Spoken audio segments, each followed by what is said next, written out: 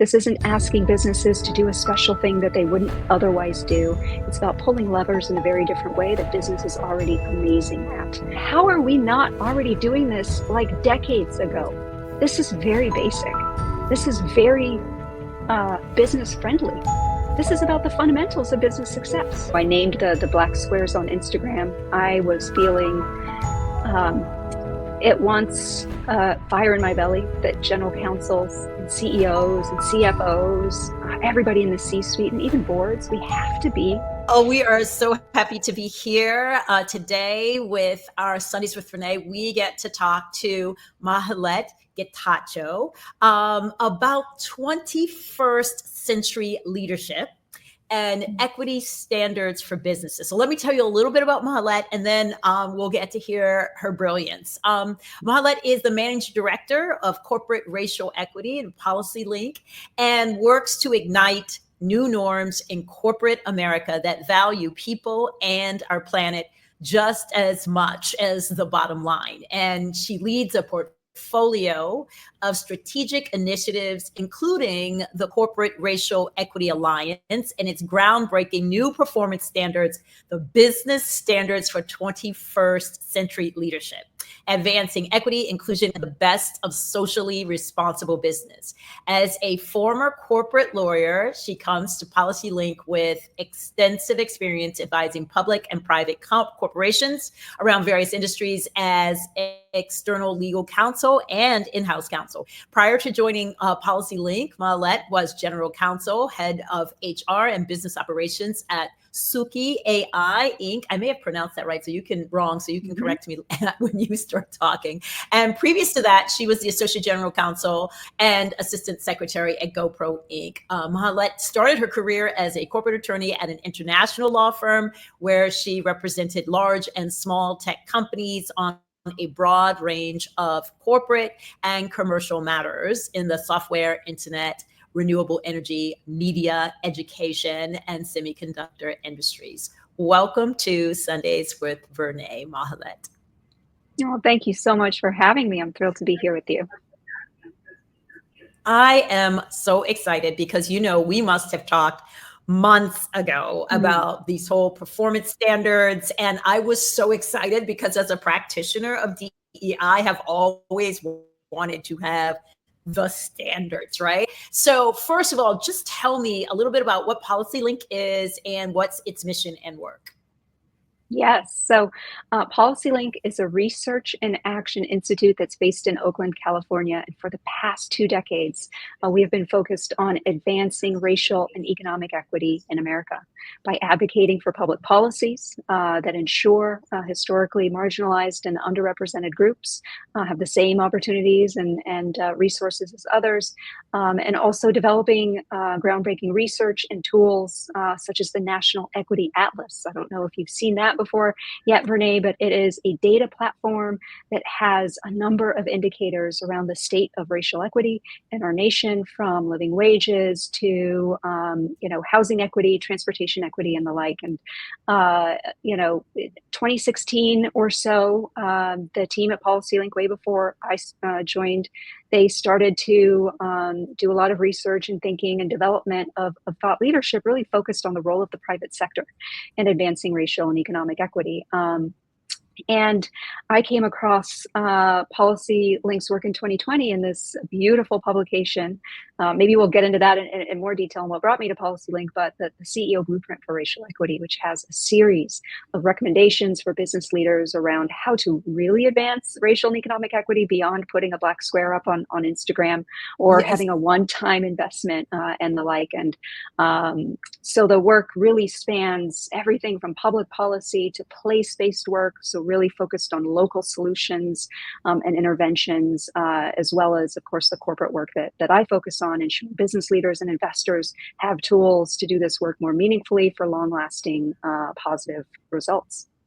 Well, that is some agenda. And I am dying to hear what the day-to-day is like for you in your role. So tell me a little bit about your particular area, your role, the alliance, all the things that you are called on to do. Yep. So I oversee the work of the Alliance, and my role includes having the privilege of working with a number of partner organizations. I think one of the really cool things about being in the nonprofit sector is you really work in partnership with sometimes hundreds of organizations to advance your shared vision and your work, right? And you don't always get to do that in the private sector. Sometimes it'll take forever just to get like a, commercial partnership agreement with one other organization. And I work with multiple organizations every day. And what we do in the standards development work is it started with the CEO blueprint, as I mentioned, and we developed an updated version of the CEO blueprint in 2021, and that involved conducting a ton of research, having closed door sessions with business leaders and investors and others to see where they're at in their equity efforts, see what they felt their barriers were like and where they thought they were doing well and where they felt like they needed support, and taking those insights and research and getting that to inform the ongoing work that we do. And so coming out of an updated edition of the CEO Blueprint in 2021, we took all of those insights that we learned and started to develop our game plan on what's next. And we knew that we needed more, right? You can't just have a publication that's going to transform everything. In doing a lot of landscape research, we saw a huge gap in the space of corporate reporting frameworks. So right now, public corporations and others are subject to a number of disclosure frameworks. And Vernā, you likely know all about this. You sit in a boardroom and you go through your public filings and other reporting frameworks. Right. You're all talking about, how are you going to say this thing? Should we put this sentence in? Should we take that sentence out? And it's all focused on disclosure, right? It isn't actually focused on what is the goal we're trying to achieve, and where are we against our goals. And so our aha is we need a performance framework. We've got the disclosure frameworks, but we need a performance framework. And so day to day, my work is focused on developing this performance framework, which is now called the Business Standards for 21st Century Leadership. And it involves research every day, so much reading, and a lot of engagement with members of the public and business leaders and others to ensure that the work that we're doing really does have the potential to have, to have uptake inside corporations, but also to have the equitable outcomes that we are dedicated to achieving. A lot of Zoom meetings and the like, but also a lot of writing. You asked about day to day, so just naming that there's a lot of those activities. A lot of Zooms, a lot of writing, a lot of alliance building and taking advantage of. Okay, before we get into the specifics of the standards, I also wanted to know, especially as someone who spent time in the corporate workplace and was a lawyer, and I wondered how you got here, what decisions you made to get into this seat. And I'm also wondering about your background, and both not just your professional background, but your personal background, and what, if anything, that has to do with where you're sitting right now. I'll start with the professional, or the path to PolicyLink. It was the summer of 2020.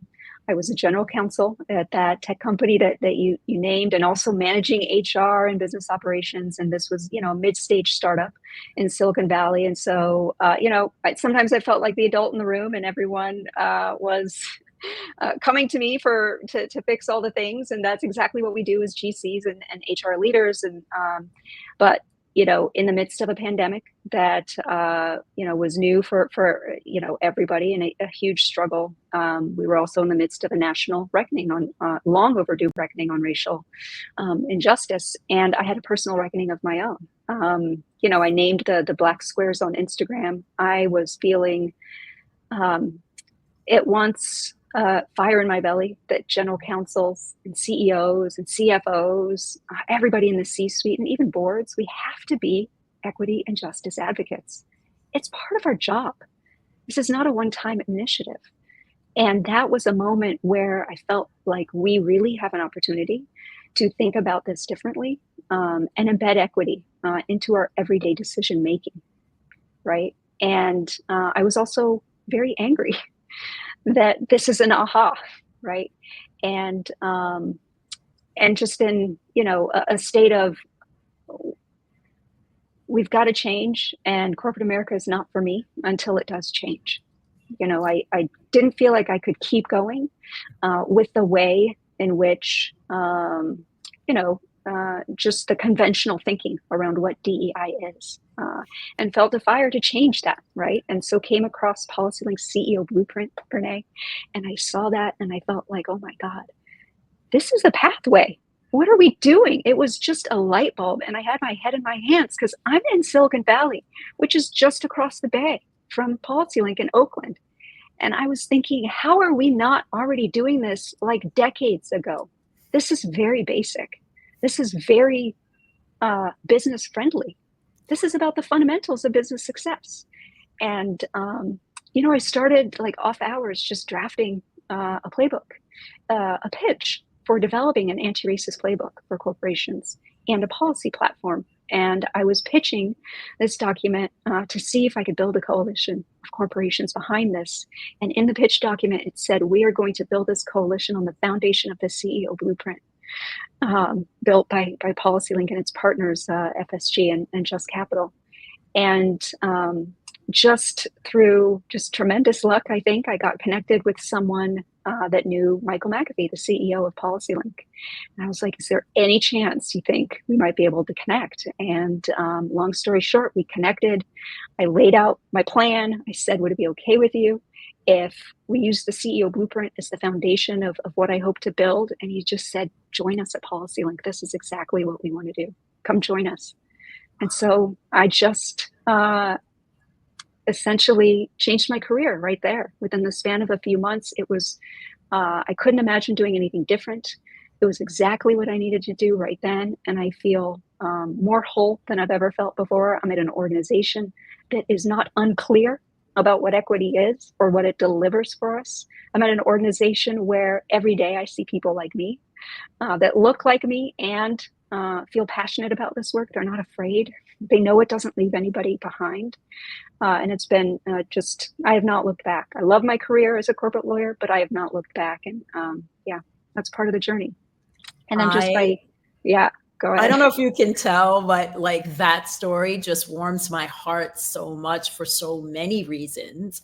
Mm-hmm. And that realization, Mahlet, which is in some ways, many of us have been kind of co-opted into this concept that business stands outside of and isn't responsible for actually being a major participant and creating the kind of equity and fairness we should all have and expect. That somehow, so I've heard so many corporate leaders say, that's lovely, but we're not a social justice institute, or we don't do social work. And you're like, you have people, right? And you serve people, right? So how have you exempted yourself from this work? And I too actually had to come to an understanding that I had started believing that. Mm-hmm. I had started drawing those lines and creating those partitions. But every time I wanted to solve a problem that I saw in front of me, right, I would realize that we needed to call on these overarching principles of justice and fairness and equity and equality and all of those things, but then often being rebuffed by, oh no, that's not what we do here, right? Yes. And also not being able to see the connections, which is, how are we ultimately going to be successful? How is your business ultimately going to serve its customers or its clients or its community? Or how is it, without understanding this as a responsibility and not as necessarily as a burden, but as something that is just essential. And so I relate so much to what you're saying. And I have started to, I've been trying to figure out, like, what is the response? And so you have laid it all out in your program. And we're going to provide links to people for all of it. But now I'm going to go back to the personal too, because I want to hear that story as well. First, I'll say, part of the journey to PolicyLink, one thing that I've held close as I do the work here at PolicyLink is I don't take my GC hat off or my HR hat off or the, that the way I felt my 13 years in corporate America. I never take that hat off because I know there are leaders like us still there, still fighting, still pushing, still looking for those ways to just like embed this work long term. And just wanted to name that because I know there are others that are, doing this work. And I hope the work we're doing now delivers and makes things easier for those leaders that are still working hard to advance this work in business. But the Thanks personal for piece, calling that out and showing that compassion, because yes, people, they need the help to do what they want to do, but often, as I said, are kind of convinced that that's not possible. So it's really, I think, such a light to have an organization that is not only trying to make it possible, but like creating the guidelines and the parameters and the standards that people can actually point to, and not feel alone in trying to do this work. So thanks for calling that out. Yeah, thank you. The personal. So I'm a first generation immigrant. I came to this beautiful country when I was 6 years old from Kenya. I was born in Ethiopia, though. Left Ethiopia when I was 8 months old and lived in Kenya for early childhood years. And somehow my parents came with my parents and my two brothers, and they had close friends in Oregon, of all places, just south of Portland, Oregon, in a small town called Lake Oswego. And that's where we landed. From Nairobi to a small town south of Portland that is predominantly white. I'm pretty sure we were the only Black family until around high school. I felt like some members of the Portland Trailblazers moved into Lake Oswego, and it was like, okay, there's a few more Black families here. But essentially, I grew up, in Kenya. Everybody was Black. Everybody looked like me. No one had trouble saying my name. I didn't feel like, I felt like I belonged when I came to America, and I let people change how to pronounce my name.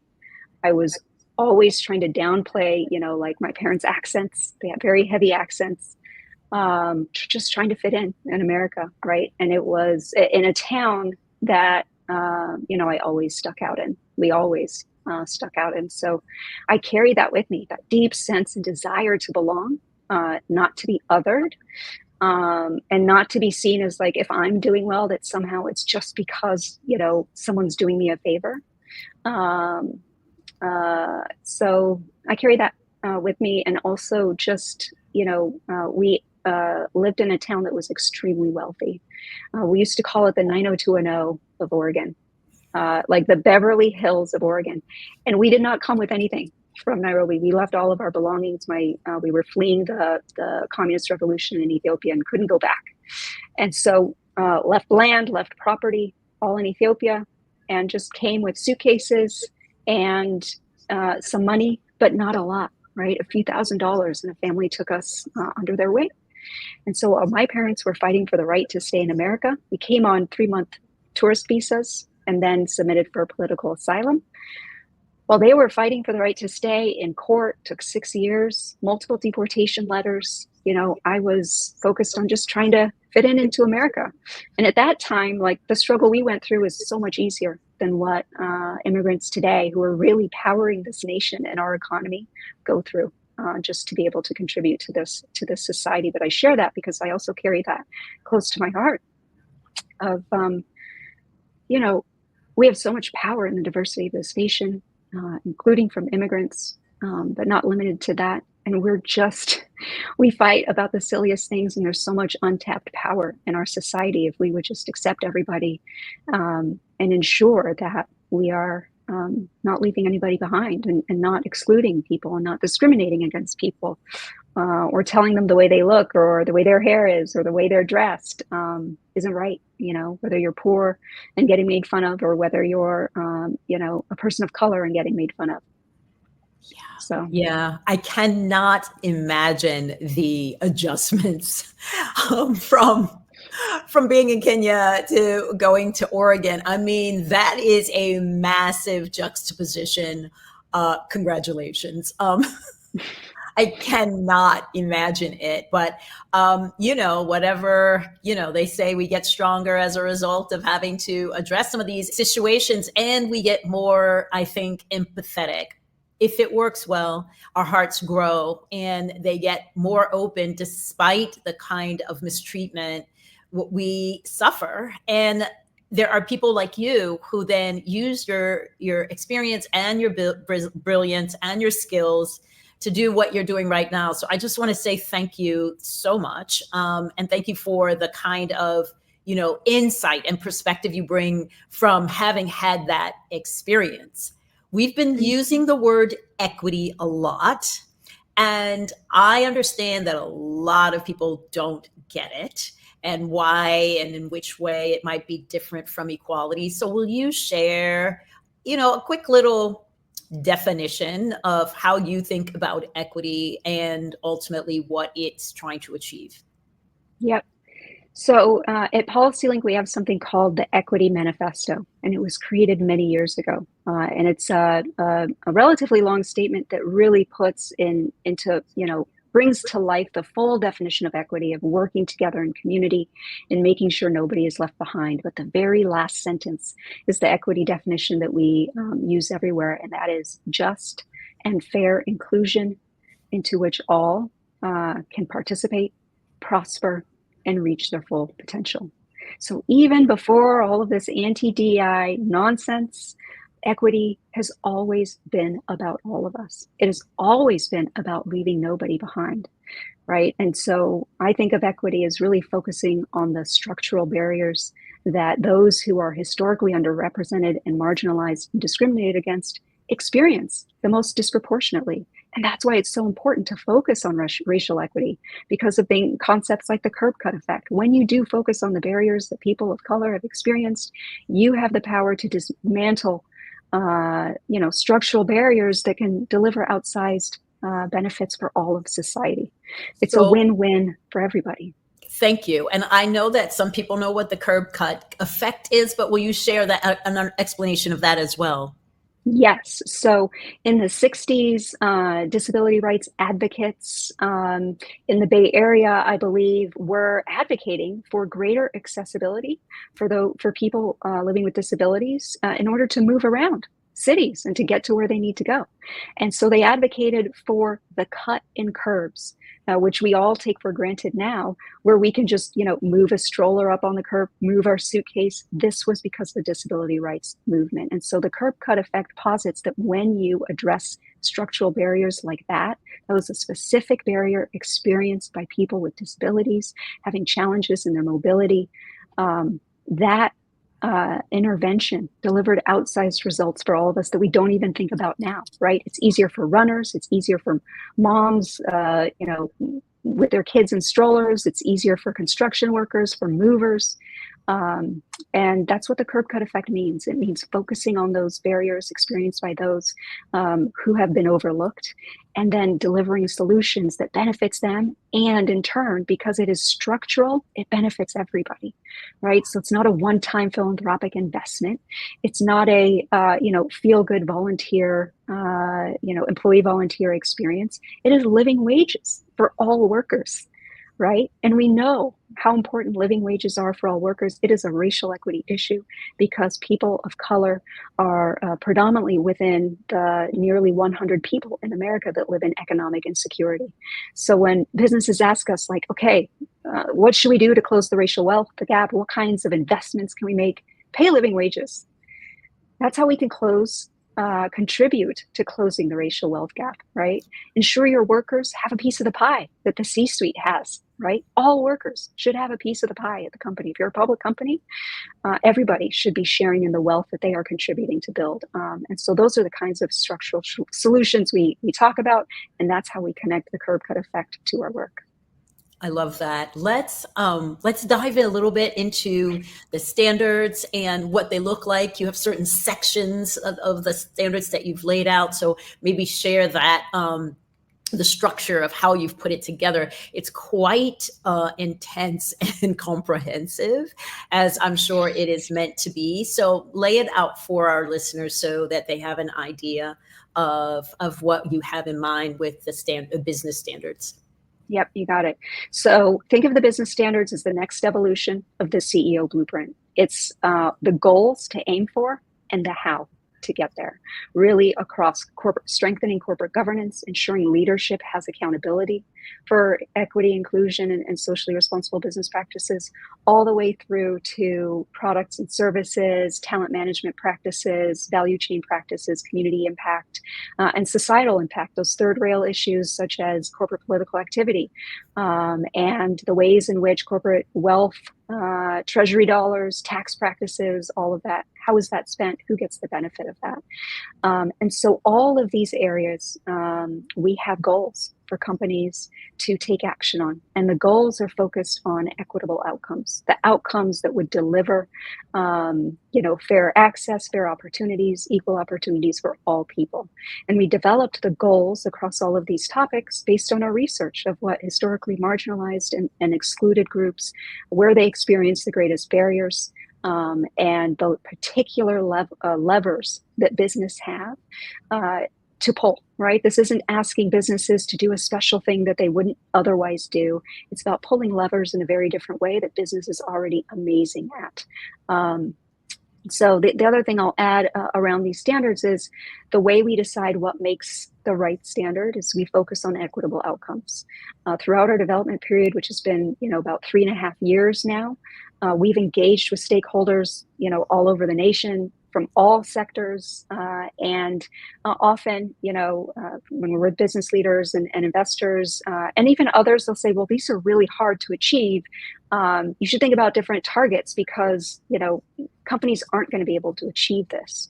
And that's right if you think really short term. And we are not developing standards that can become a check the box exercise that a company will pick up and be like, oh yeah, this is easy. If it was that easy, we wouldn't need these standards, right? And so our anchor, our guiding star is we are going to deliver equitable outcomes for the nearly 100 million people that experience economic insecurity in America. And that includes people of color. It also includes 25% of all white people. So this work is meant to deliver results for all of us, not just some of us. And we've released draft standards so folks can take a look at what this work is all about. You are right, Vernā. It is incredibly comprehensive because we are not aiming to leave any stones unturned. It is very important that we address all the ways that inequities and exclusion manifest. And the way in which we are going to tackle how to get companies on board is to make progress over time.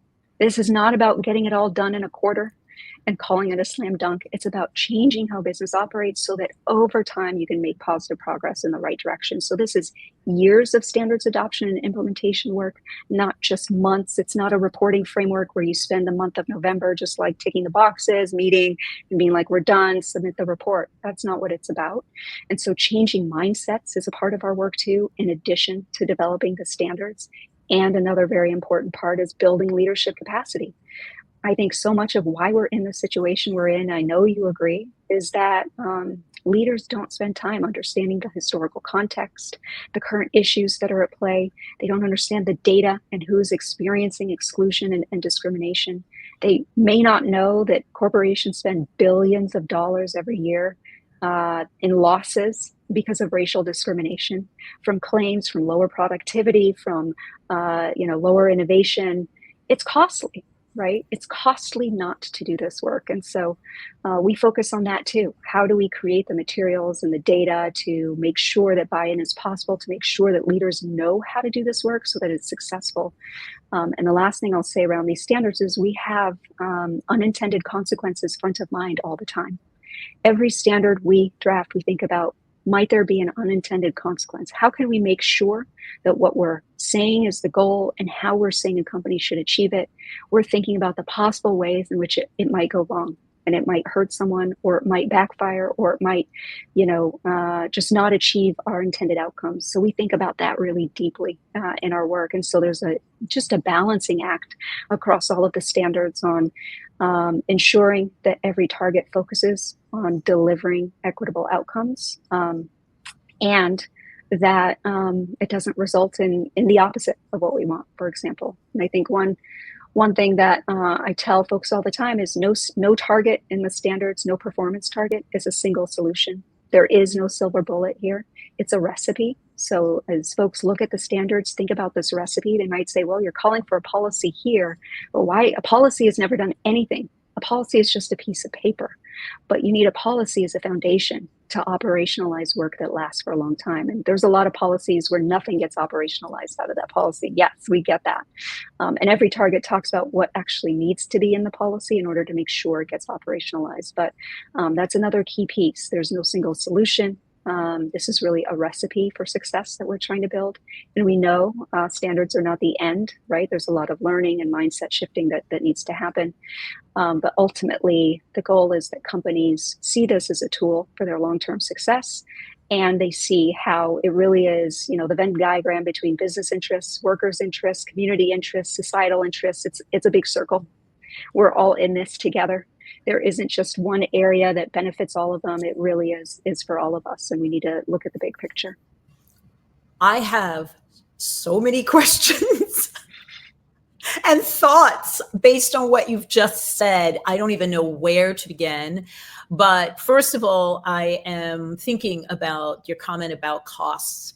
And that is something that I have often noticed, is that we count costs on one side, but we don't count costs on the other side. We're not looking at the mental health strain of inequity on people. We're not looking at health issues as a result of people not being able to live in an equitable environment or work in an equitable environment. We're not looking at attrition. We're not looking at morale. We're not looking at a lot of what is also costing corporations an enormous amount of its resources. So that's one thing I do think, expanding people's understanding of what the repercussions are of inequity, I think is so important. So what did you learn from the feedback you've gotten already?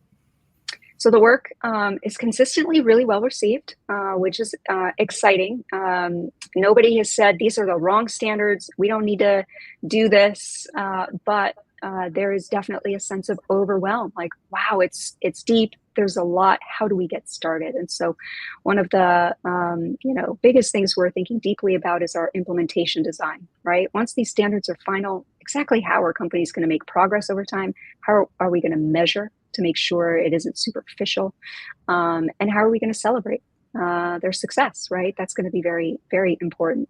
And so some of the things that we're thinking about is developing archetypal adoption pathways. So it's not a maturity model. It's not like pick equity a la carte, choose your own pathway, but it is a number of examples of how any company, depending on the archetype that speaks most to them, say a highly regulated employer versus a small business, how they might make progress across all of the standards, say in 3 to 5 years, or across a subset of the standards in 3 to 5 years, and then set new targets and keep going across all the standards.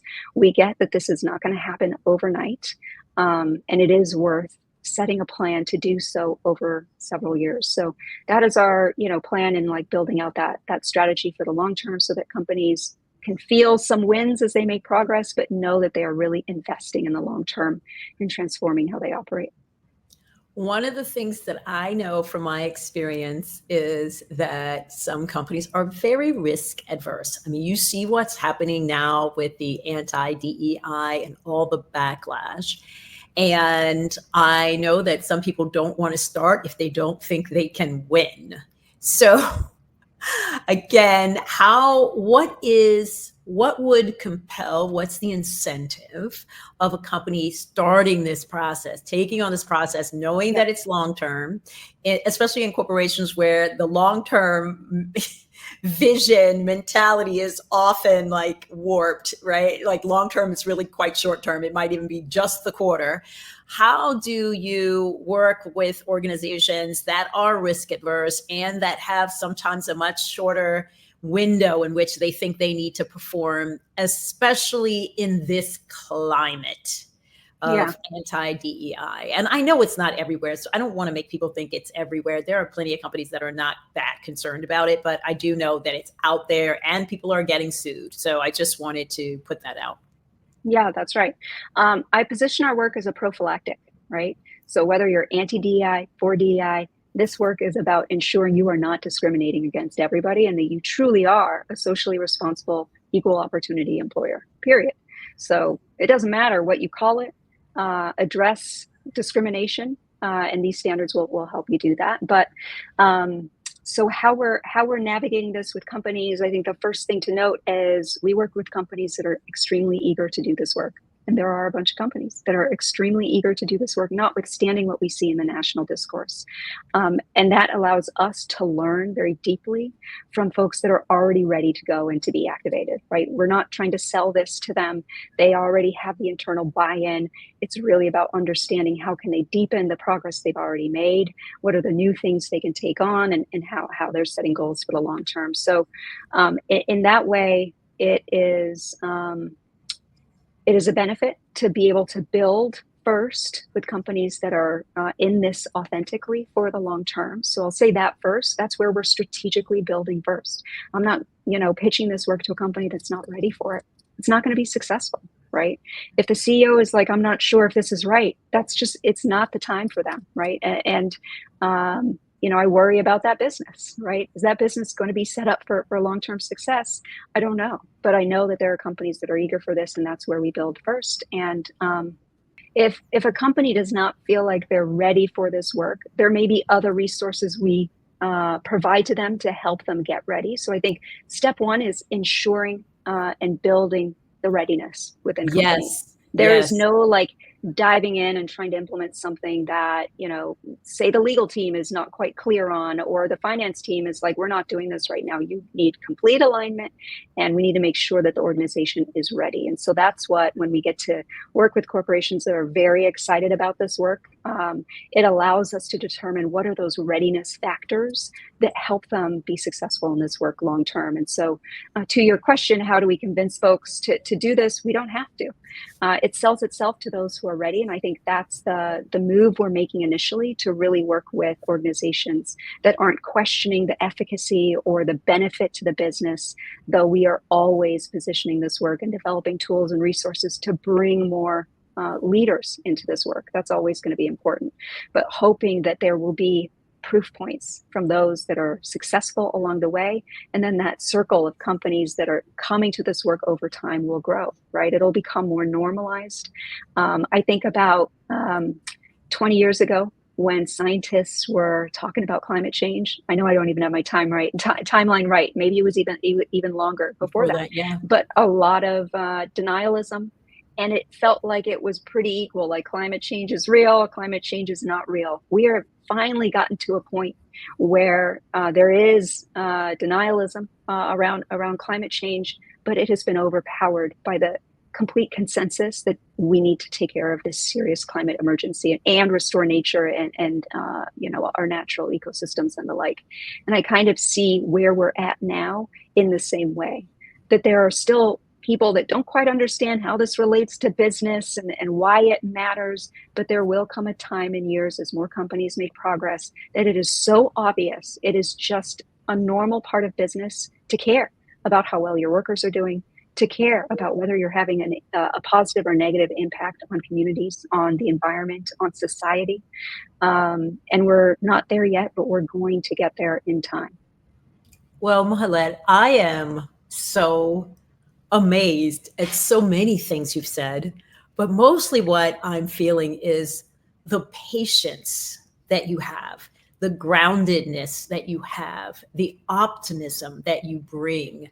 And this is, I think, the things we need in this moment, which is to really understand that we're in a long-term process. We have been for a very long time. We've been learning as we go. And we've made some mistakes, and we've figured out some things. And this conception that I believe in as well, which is this is for all of us. And I've been saying a lot that I know there was a time, and there's still an attitude on some people's part that, oh, we're the good people and we're the right people, and those people are the bad people who are against this. But more and more I realize, okay, it's not that we are better than anyone else. It's that we want better for everyone. And we don't always know how to do that. But I really believe that these standards that you are setting out and the ways in which you are being quite comprehensive about the entire ecosystem and the ways in which we are all reliant on one another and how we cannot actually turn our back on anyone, because if we do, eventually we will all experience the downside of exclusion and mistreatment and inequity. And so I am just so grateful for the work that you're doing. You'll be hearing from me. I'll be looking at the standards. I'm hoping that people who are listening will do the same. And I just want to end by hearing what you're most excited about in this moment and time. It's exactly what I was most excited about in coming to an organization like PolicyLink, the deep faith, confidence, belief that we have activated something that is not going to go back to sleep in our movement. What made 2020 wasn't a powerful year, wasn't the national awakening. It was the fact that people came together and said, we're not going to go back to the way it was.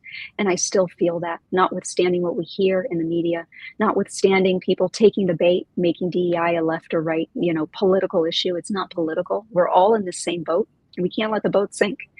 So I'm excited about the movement. I feel a lot of strength. And I feel that we are not going to go backwards. We are going to go forwards. And it is because of innovation and the determination of leaders, thousands of leaders across our nation that are just willing to be patient and willing to be really creative and innovative in our approaches to make sure that we can keep going. I agree wholeheartedly, and I appreciate so much your energy, your imagination, your steadfastness. This is what we need as we keep moving forward. So thank you so much for coming to Sundays with Vernā. We're all better for it.